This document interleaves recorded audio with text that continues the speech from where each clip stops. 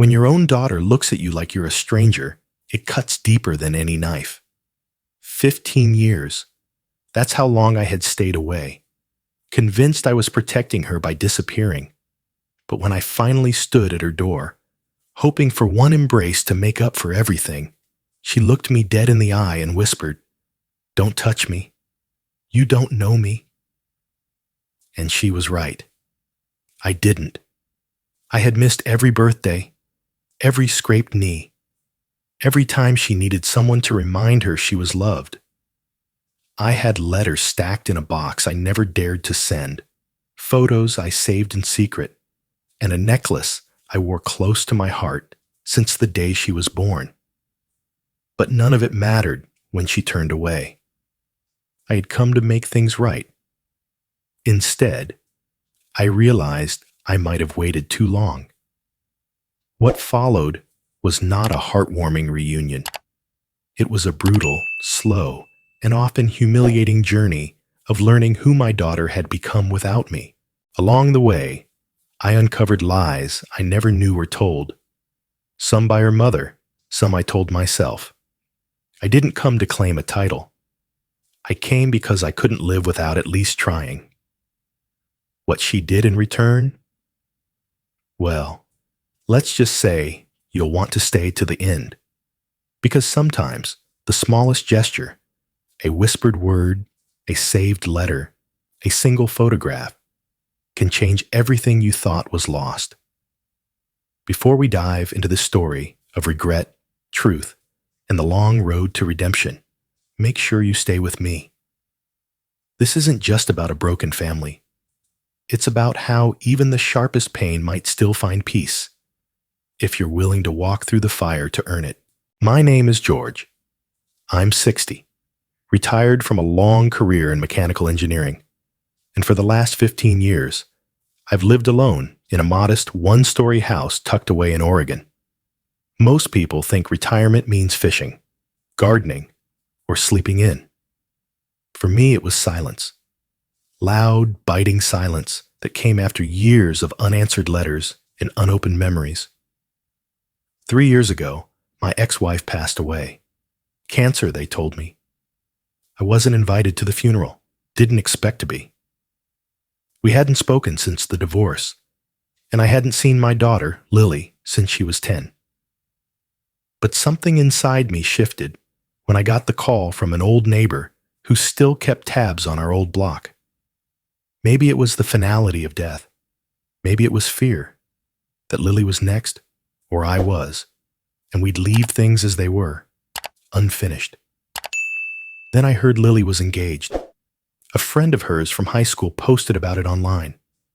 I saw her smile in that picture, radiant, grown, and entirely foreign, and I felt something twist in my chest. I realized I had no right to walk her down the aisle, no seat at the wedding. But maybe, just maybe, I could give her the necklace. It was silver, heart-shaped, engraved with the date she was born. I wore it for 10 years under my shirt. I had it in my hand now, polished, warm from my grip. A peace offering, a piece of me. It took me 4 hours to drive to Seattle, where she lived. The whole way, I rehearsed what to say. "I'm sorry," sounded pathetic. "I've missed you," felt selfish. "Congratulations," seemed too hollow. So, I said nothing. Just carried a box of letters I never mailed and the necklace that had waited longer than it should have. Her apartment was in a modern building, all glass and metal, far removed from the world I knew. I stood in front of her door for a full 5 minutes, heart pounding like a drum against my ribs. I almost turned back, almost left the box and necklace on the doorstep and walked away. But I didn't. I knocked. The door opened after a pause. She stood there, my daughter.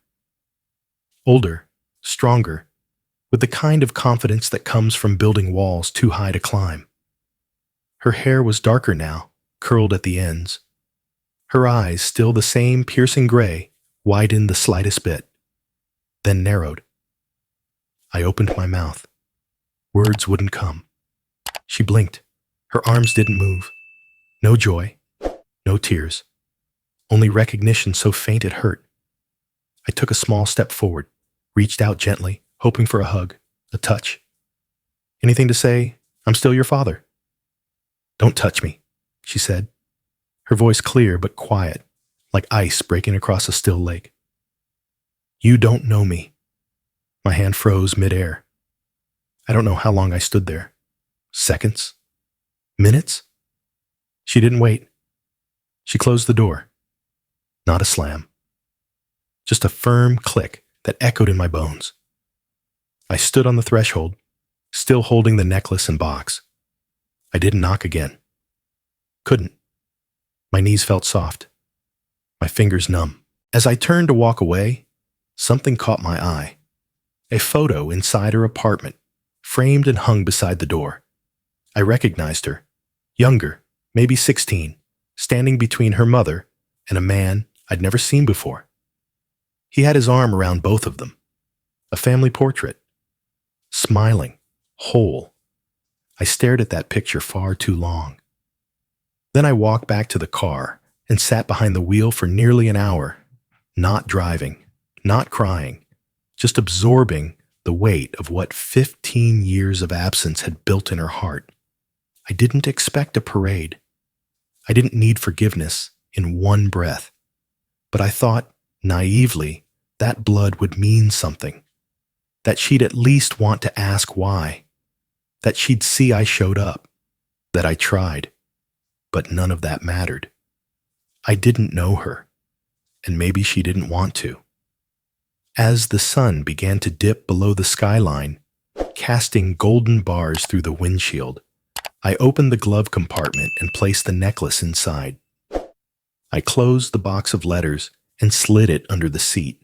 I hadn't expected to feel like a stranger. I had hoped to feel like a father again. But she was right. I didn't know her. Not anymore. I couldn't stop thinking about that picture. The man with his arm around Lily and my ex-wife, smiling like he belonged, like he had always belonged. He wasn't in any of the old photos I remembered. He was new, and yet not. He looked comfortable, planted in that memory, as if he'd lived in it far longer than I ever had. I needed answers, not from Lily. She had made her position clear. But there was still someone who knew enough of the past to help me stitch together what the silence had stolen. I called my brother Michael. We hadn't spoken much since the divorce, but he always kept an ear to the ground. He picked up after 2 rings. George? Yeah. Hey, Mike, I need to ask you something. Sure. You okay? I laughed bitterly. Define okay. I saw Lily today. There was a long pause. How did that go? She didn't hug me. Didn't even speak more than a sentence. Just said I didn't know her. George, it's been 15 years. I know. That's not the question. Then what is? There was a man in a photo. With her and Claire. Do you know who he is? Another pause. Longer this time. You really don't know? Michael finally asked. No. Should I? His name was Brian. Claire started seeing him about a year after the divorce. He moved in with them, helped raise Lily. They were together for, I don't know, maybe 7 or 8 years. 7 or 8 years. That's over half of Lily's childhood. I clenched my jaw, stared blankly out the window. She called him Dad, didn't she? I said it more as a statement than a question. I don't know for sure, Michael said gently. But from what I heard, yeah, at least when she was younger. I swallowed hard. Of course she did. He was the one who made her lunches, attended her school plays, took her to soccer practice. Meanwhile, I was the ghost who vanished with a court order and a reputation too damaged to contest. I thanked Michael and hung up. My fingers trembled slightly as I placed the phone down. It wasn't just that she'd had another father figure. It was that, to her, I might have never been one at all. Still, I couldn't leave it like that. I didn't want to barge in, to demand forgiveness or rewrite history. But I needed to explain, at least once, why I left and why I never came back. I texted Lily, asking if she'd meet me for coffee. Just 20 minutes, no pressure, no expectations. To my surprise, she agreed. Tomorrow, 4 p.m., Elmwood Cafe. I arrived early, ordered 2 drinks, sat by the window, watched people pass like waves, coming, going, never pausing long enough to be remembered, until she walked in. She wore a long beige coat and had her hair pulled back. No smile. No hostility either. Just the tired, cautious look of someone expecting to be disappointed. She sat across from me without a word. I slid her drink toward her. She didn't touch it. "I appreciate you coming," I said, voice low. She shrugged. Curiosity isn't consent. That stung, but I nodded. "I saw the photo," I began. "Of you, Mom, and Brian." Her jaw tensed. "What about it?" "I just didn't know. That he was in your life. That he raised you." "He didn't raise me," she snapped. "He showed up, just like you. Only difference is he stayed for a while." I looked down, swallowed the lump in my throat. I didn't leave because I wanted to.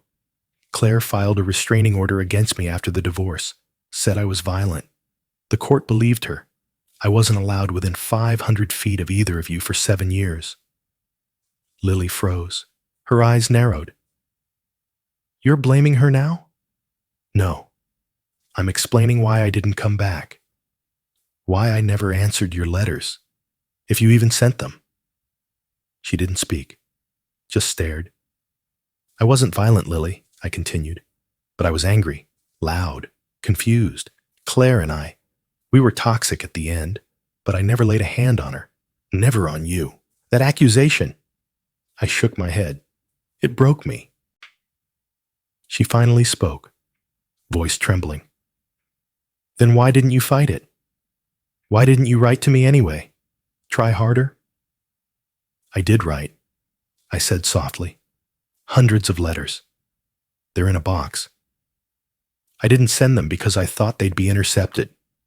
Or make things worse. I thought, stupidly, that staying away was protecting you." Her lips parted, but instead of words, she laughed. Bitter. Sharp. "You showed up today like you were dropping in for a coffee date. Like your absence didn't shape everything I became. And now you want credit for staying away to protect me? No. I just want you to know I didn't forget you. Not for a single day." She stood up, chair legs scraping tile. "You're still making it about you," she said. "Your pain, your justifications." "Lily." "No," she cut me off. "You don't get to rewrite the story just because you're finally ready to feel bad about it." She left without finishing her drink, and I sat there, once again, holding on to words I thought would heal something. But they hadn't even begun to scratch the surface. After the coffee shop, after Lily's voice cut through my excuses like a blade, I made a promise to myself. I wouldn't reach out again unless I had something honest to give. Something that didn't ask for anything in return. But silence, I realized, is its own kind of noise. It claws at you, makes you invent conversations that never happened, and replay ones that did until you forget which version was real. So instead of silence, I turned to what had always been easier for me: writing. Each Sunday, like clockwork, I wrote a letter. Not a plea, not a justification. Just a window into who I was now and who I used to be. I told her about the garden I'd started behind the house, the tomato plant that kept dying, the neighbor's cat that insisted I was his new owner. Mundane things. human things. I always sealed the envelope with a line scrawled in black ink across the front. Read when you're ready. No rush, no pressure. I didn't expect responses. I didn't even know if she was opening them, but I had to believe that maybe, just maybe, they'd stack up somewhere, that they'd remind her I hadn't vanished again. 3 months passed. Then one Friday morning, my phone buzzed. The text preview lit up the screen before I could brace myself. Stop sending letters. I burned the first 3. There was no greeting, no signature, but I knew it was her. I stared at the message for a long time. Then I typed back. Understood. This will be the last one. And I meant it. That final letter was short. No stories, no memories. Just one sheet of paper. I tucked it behind a photocopy of a scholarship record. Her name, the institution, the date it was awarded. At the bottom, a line in fine print, sponsored anonymously. She was 17 then. It was the year I found out she wanted to study journalism, but couldn't afford it after her mother lost her job. So I did the only thing I could from the outside. I paid her tuition anonymously through a scholarship fund. No names, no attachments. I just wanted her to get what she dreamed of, even if she never knew why it became possible. In the letter, I wrote, I didn't know how to be present, so I gave you the only thing I could. I'm not asking for anything. I just needed you to know.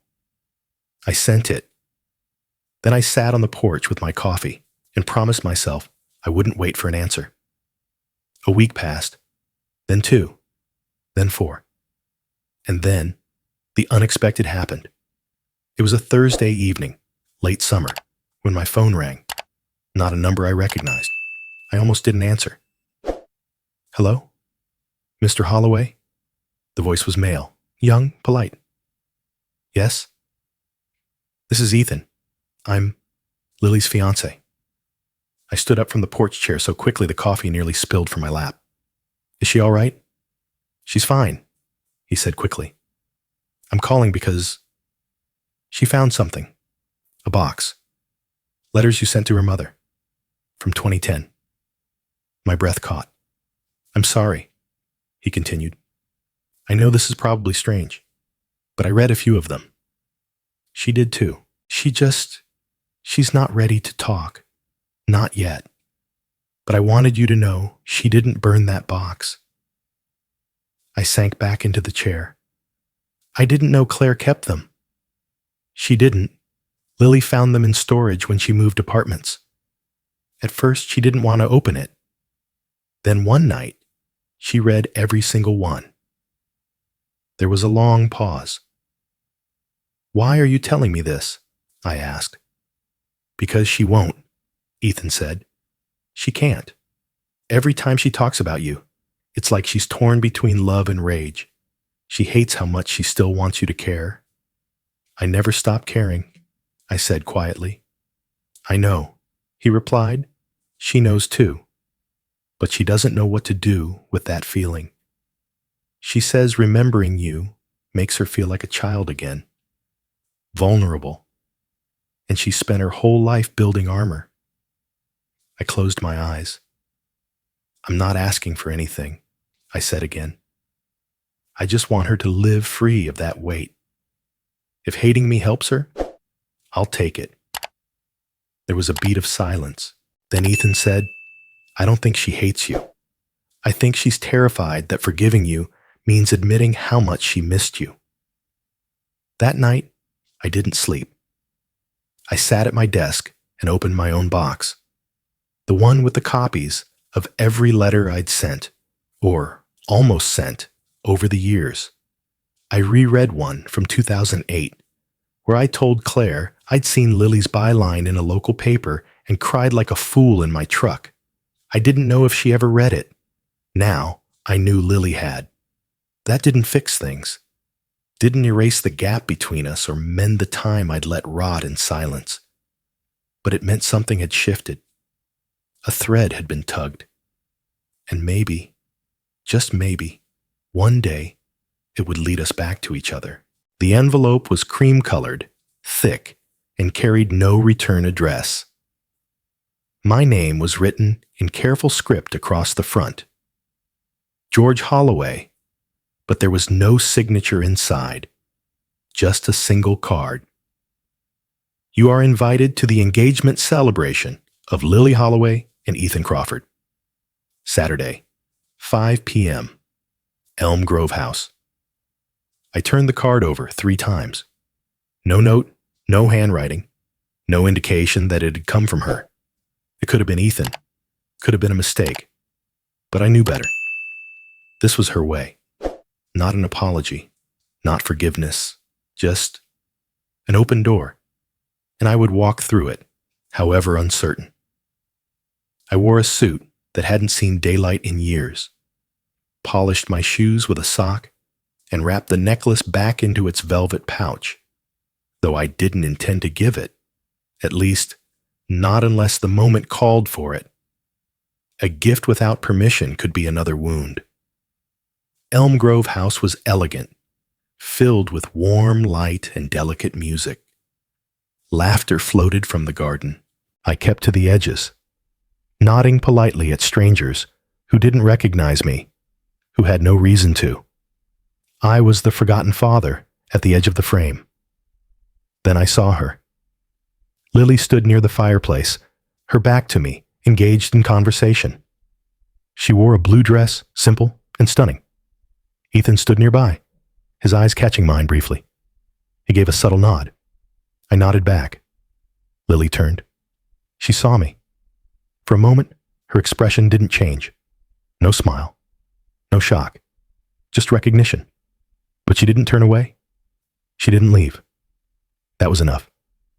I kept my distance, circling the perimeter of the room, taking in the photos on the wall. Snapshots of her childhood, her travels, her writing awards. A life I had not witnessed, but was proud of just the same. Then Ethan tapped a glass with a fork. "Thank you all for being here," he began. "It means the world to us to celebrate with the people who helped shape who we are. Lily and I wanted to do something a little different tonight. We asked a few of you to share a piece of advice, a story, a blessing." He reached into his pocket and unfolded a piece of paper. This one came without a name, but I think it says what many of us feel. He began to read, "Love is not always loud. Sometimes it's quiet. Sometimes it stands at a distance, hoping not to disturb the peace it's already broken. Sometimes love is a hand that never stops reaching, even if it's never held again. You may not always recognize it at first, but it waits. Always." There was a pause. "I wish you both a lifetime of patience, of kindness, and of choosing to see each other, even when it hurts. You don't need perfect people to build something beautiful. You just need 2 hearts willing to try. With all my heart, G." I felt every eye drift, if only briefly, toward me. But Ethan didn't look. Lily didn't either. She was staring at her glass, motionless. And yet, I saw it, the faintest shift in her jaw, the flutter at her throat. After the speeches ended, the music picked up again, and I made my way toward the exit. I didn't expect a conversation. I had shown up, heard her story through Ethan's voice, and left mine in words I no longer owned. The night air was crisp when I reached my car. I opened the door, ready to climb in, when I heard footsteps behind me. I turned. Lily stood there, arms folded, eyes unreadable. "You didn't write that for me?" she said. "No," I said gently. "I wrote it for whoever needed to hear it." A beat passed. "I read it 3 times, she added. "Once during the speech, twice afterward." I nodded, waiting. She looked down, then back up. "Thank you." Just that. No more. But it was everything. "You don't need to say anything else," I said. "You don't need to forgive me. I'm still here." I know, she replied. She reached into her purse and pulled out the velvet pouch. My heart stalled. She held it out. Keep this, she said. Not yet. But when the time comes, if I ever call you Dad again, that's when you can give it back. I took the pouch, holding it like something sacred. I'll wait, I whispered. She turned to go, paused, then glanced over her shoulder. Don't wait forever, she said. I'm trying. That has to count for something. And then she walked away. Graceful, steady, leaving behind more hope than I had dared to ask for. 6 months passed. Not a word, not a text, not even a glance at my front door. I didn't expect one, but I had hoped. Still, I respected the silence. After all, it wasn't the same silence as before. This one didn't feel like abandonment. It felt like space. A pause. The kind of space you give someone when they're trying to breathe. So I filled the silence, not with waiting, but with something that gave back. The community center down the street was starting a STEM workshop for local kids. After-school programs, coding, robotics, basic electronics. They needed volunteers. I had time. I had knowledge. And more than anything, I needed to feel useful again. The first few sessions were chaotic. Kids don't care if you once worked at Boeing or designed turbines. They care if you can fix a broken wire or make an LED blink. They care if you remember their names. One afternoon, I was helping a group of 4th graders build a paper circuit. A quiet girl with oversized glasses, maybe 10 years old, stayed behind while the others raced outside.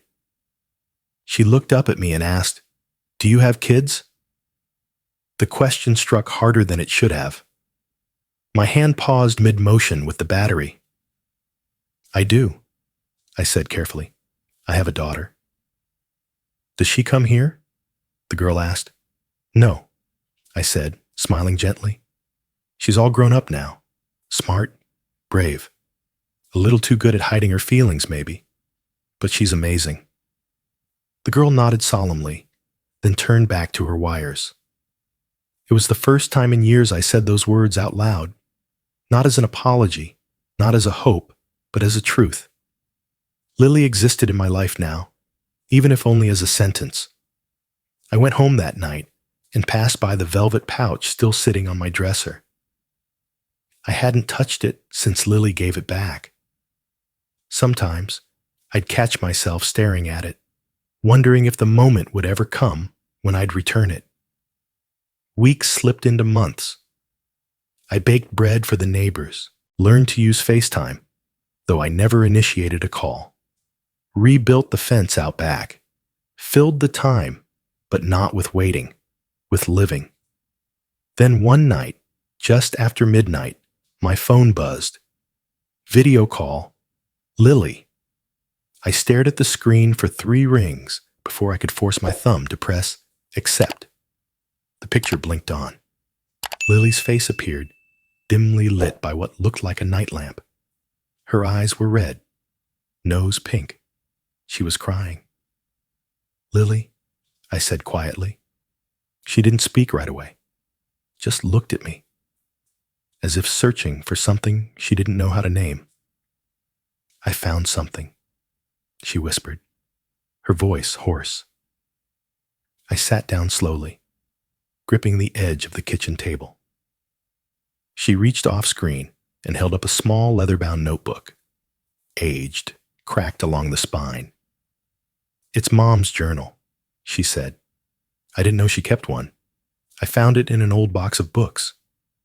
I nodded slowly, letting her lead. "She wrote about you," Lily continued, blinking back tears. "A lot more than I expected." Her voice cracked. She said she was scared, that things got out of control during the divorce, that you weren't violent, that she said those things in court to get custody. She didn't think it would become permanent. My heart thudded in my chest. I said nothing. She said she regretted it, Lily added, especially when she got sick, but she thought it was too late. I swallowed hard. My tongue felt thick. I never knew, Lily whispered. She never told me. I leaned closer to the screen. Neither did I. I had no idea she admitted that, not even in writing. Lily wiped her face. I hated you for so long, but I hated myself more for missing someone I thought abandoned me. It felt weak. No, I said firmly. It wasn't weak. Missing someone isn't weak. It means you're still willing to feel. She looked down, then back up. I don't know if I'm ready to forgive you, but I do know. I want to know more. About you. About us. About what we lost. I'm here, I said softly. She nodded. I don't know where to start. We don't have to know, I replied. We just start. She let out a small, almost laugh. You sound like Ethan. He's a smart guy. He is. She paused. He told me about your letters, and the scholarship, and the necklace. I wasn't sure if I should have done any of it.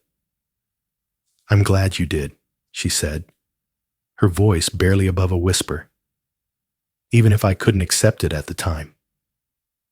We sat there in silence, two faces flickering in the dim light of our separate homes, connected not by resolution, but by shared ache.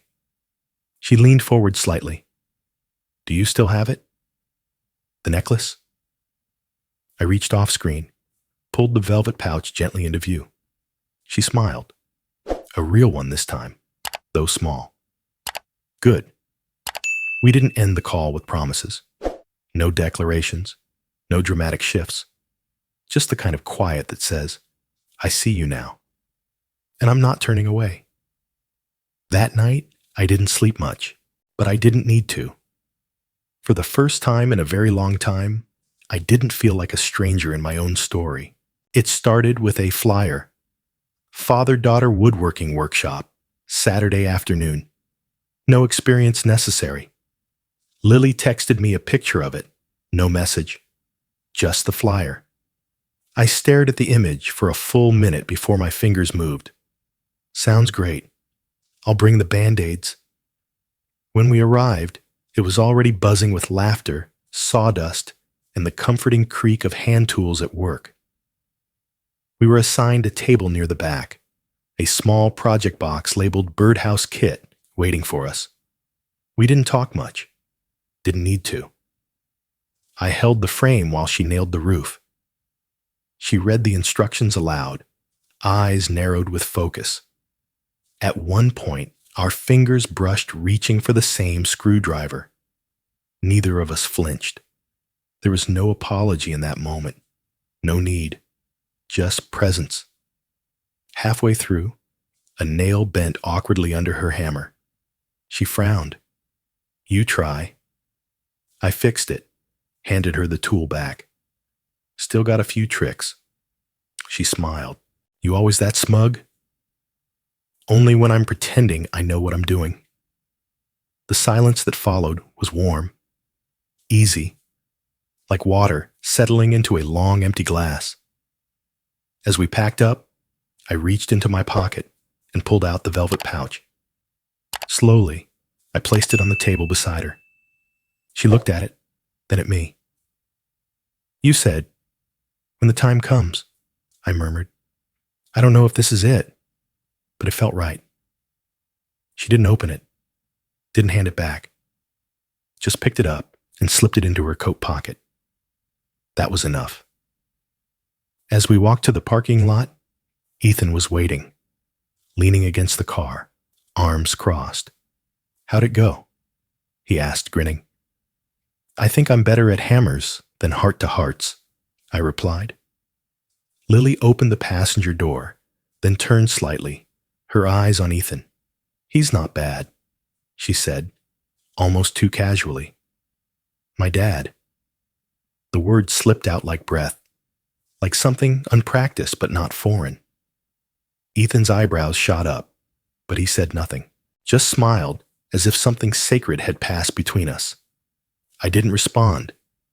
I didn't have to. My chest did the talking, tight, full, stunned. That night, I lay in bed staring at the ceiling.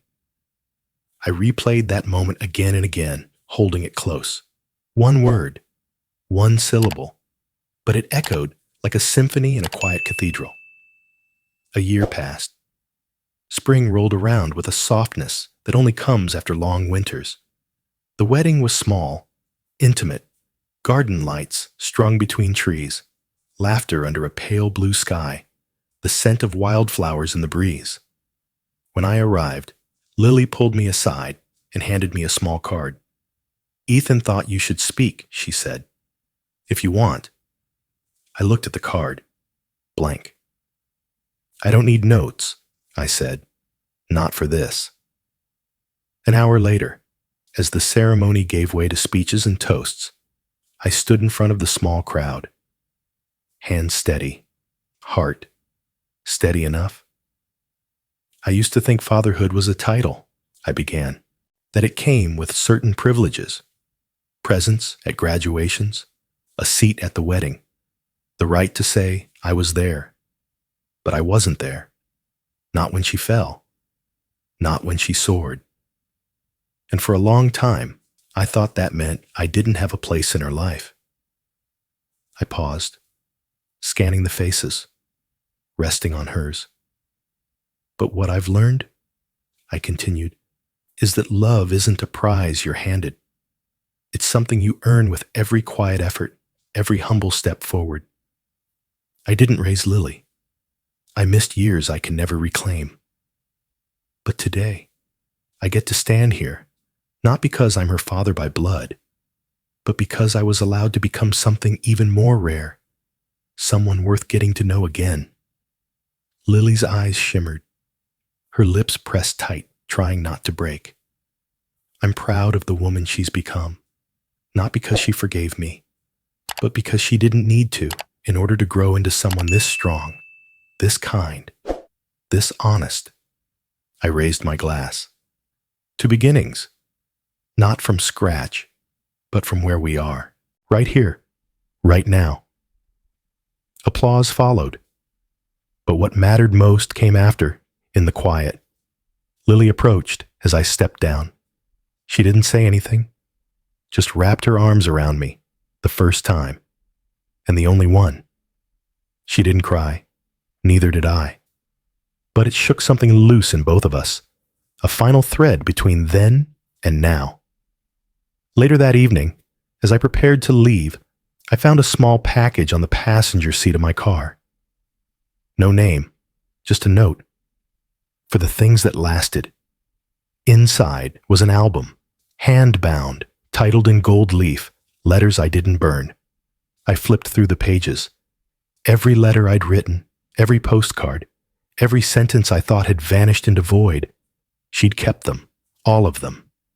The night felt warmer after that. Not because everything was healed, but because some wounds aren't meant to disappear. They're meant to remind us how far we've come, and how much further we're still willing to go, together.